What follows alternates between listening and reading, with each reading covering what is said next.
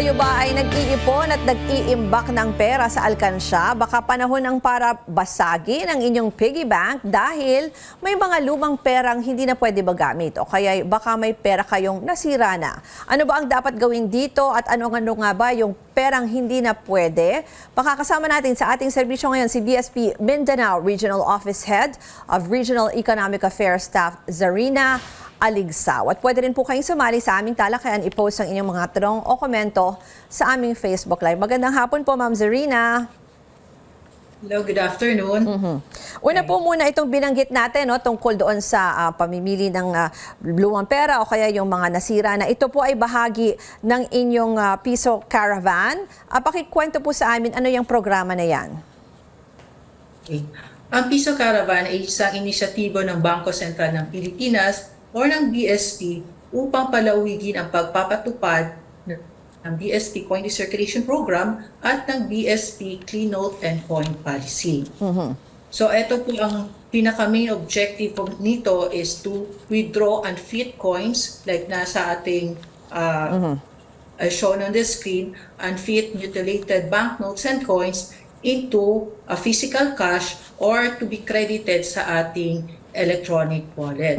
So layunin po ng programang ito na mapaayos at ang integridad ng ating Philippine currency sa pamamagitan ng dalawang bagay. Edukasyon sa publiko ukol sa ating perang papel at ang pagtatag ng partnership sa mga interesadong stakeholders bilang currency partner or currency exchange centers.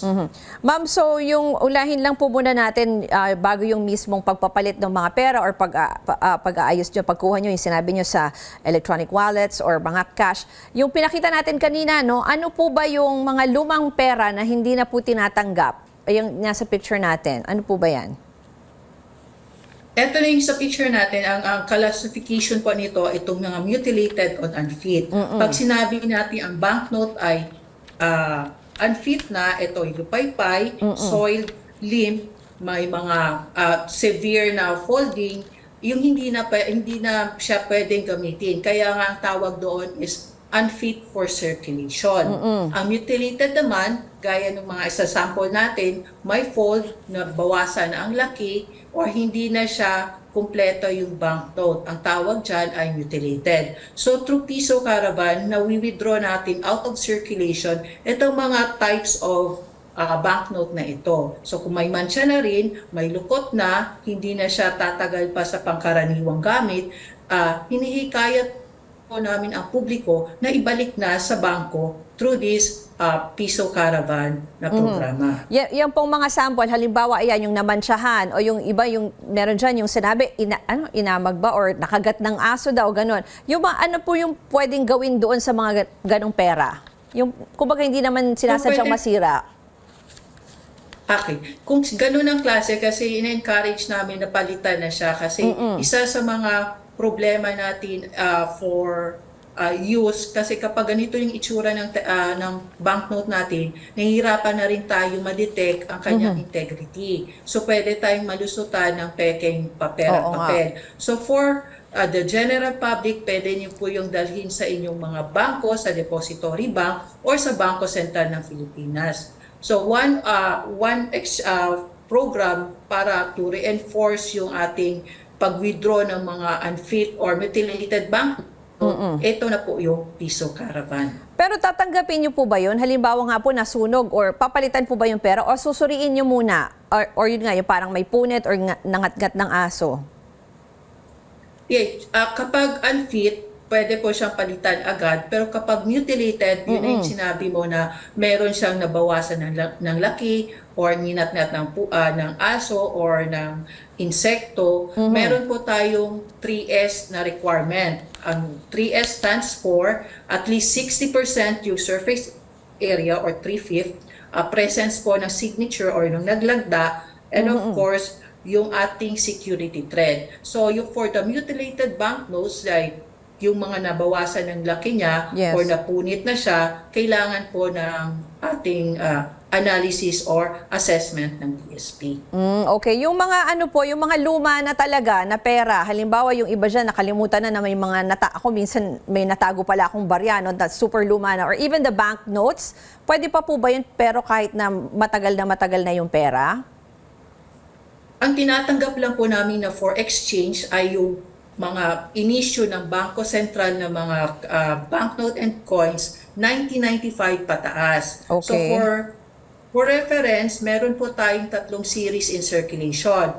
One, the BSP coin series na ilabas noong 1995. Second, the BSP New Generation Banknotes na nilabas noong 2010.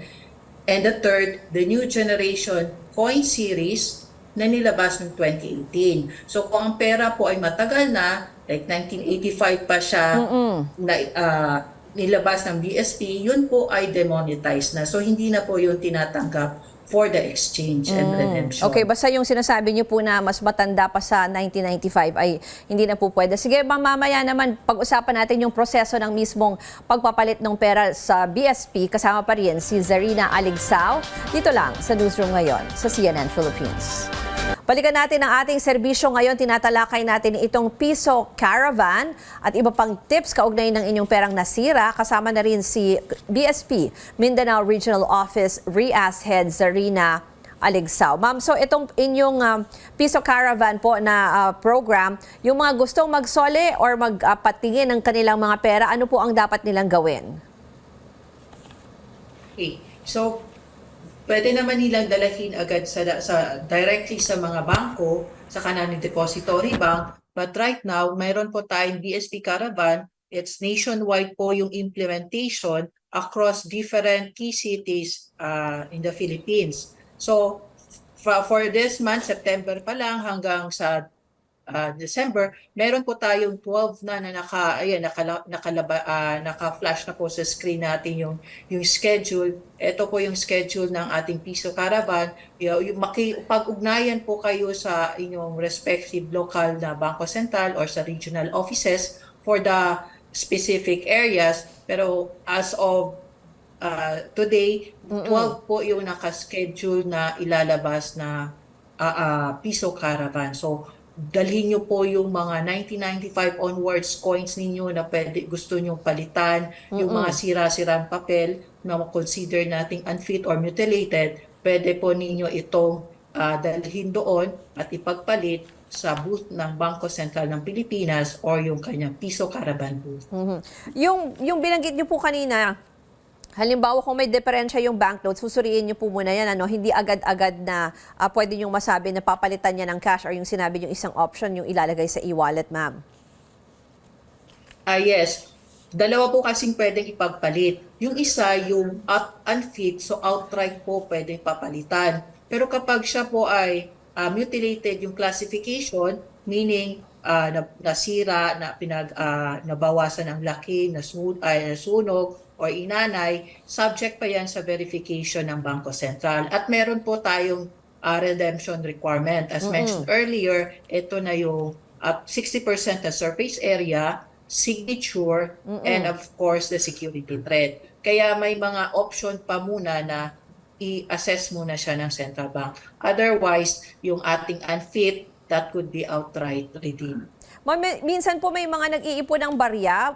Ire-recommenda po ba nyo yan na itago yung mga barya tapos paparamihin pa bago ipapalit or i-surrender na lang agad para mag-circulate?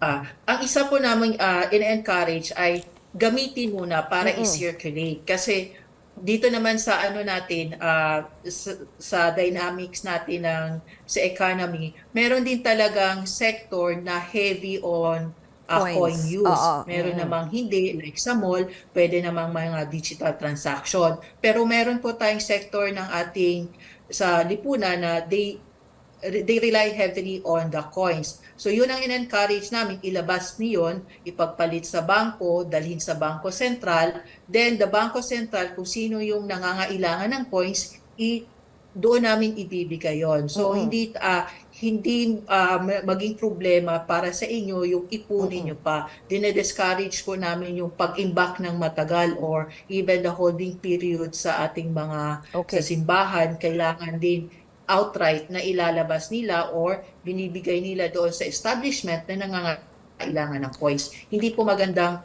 practice yung mag-imbak ng Ipon, points oo, kasi marami namang establishment sa ating society that needs coins. So better realign na lang po natin. Huli na lang po, baka may mga tanong pa sila or yung iba naman may ibang reklamo. Halimbawa, yung meron pa rin kasi yung hindi tumatanggap minsan ng polymer, yung 1,000 na naka-fold. Yung mga ganun po, pag may gusto rin silang isumbong sa inyo dyan sa BSP, saan po pwedeng tumawag? So ang BSP, meron tayong mga local BSP, pwede po kayong dumulog doon for your question, for your inquiry sa ating mga social media page. Meron po tayong BSP Online Body or HIBAB. Isa po ito siyang chatbot. So nakakatulong yon sa mga inquiries ninyo sa ating Facebook page as shown here sa ating YouTube, sa all media, social media page o Bangko Sentral.